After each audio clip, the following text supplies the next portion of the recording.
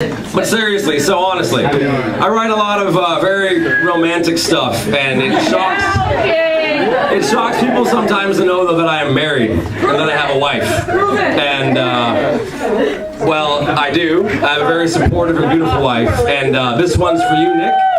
It's called What I Know. Some say write what you know. Well, I don't do enough of that.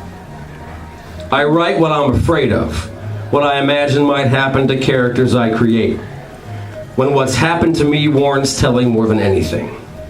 Sure, I write about myself all the time, but too often my words are spiteful, bitter, and biting, when really I have no reason to be any of these things. No, in a world of lonely people, I'm anything but. My anger's a sham, my resentment a show.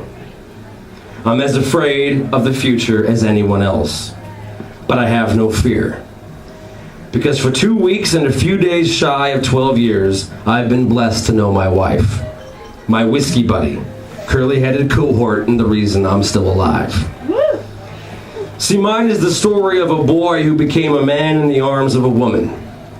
Of a kid who did everything he could to fool himself into thinking he'd be dead by 30. Then met someone who made him hope he was wrong. And he was. Where once it was a curse, now I cherish time, because we share it no matter how fast it passes. Whether we're together or not, we always are. In the way she's taught me to be selfless, to see beauty in the most decrepit, to embrace what happens as what's meant to be and love without regret, she's saved me from a life alone inside myself. What she's taught me is love. It's a prism and light refracted back to its source, the world and everyone around, inside and out. I watch her with people, how she listens, how her spirit holds them in the mother's embrace of her eyes, and I'm inspired. I'm inspired to write words that do the same thing about people who aren't as blessed as us. I'm inspired to love her a semblance as selflessly as she loves any random person on the street, not to mention me. From meeting on ecstasy at 19 over glow shows and Tide-painted walls, to doing partner yoga with a puppy and a house, from her parents' divorce to our all-weather wedding, not to mention the deaths of aunts and uncles, grandfathers, grandma, and more friends than I care to count.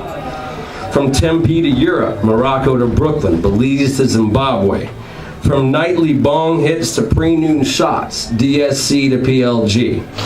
2-dog family picnics to talking about having a baby. We've built a foundation of memories to cherish, resurface, and remember for the rest of our lives. So to those who've lost it, I say, have faith. Love yourself to death, or in death you will part. Build love in your life so strong that when you're gone, it only grows stronger. That's our goal.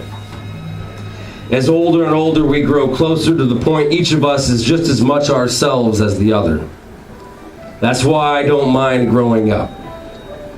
Death I've never had trouble with. It's what's in between that's the problem. Now I don't mind living till I'm barely able to speak or swallow, long as I get to do it with her. Life and time used to be as much a scam to me as writing. But that's changed, and so have I. Nicole, you've made a believer of me.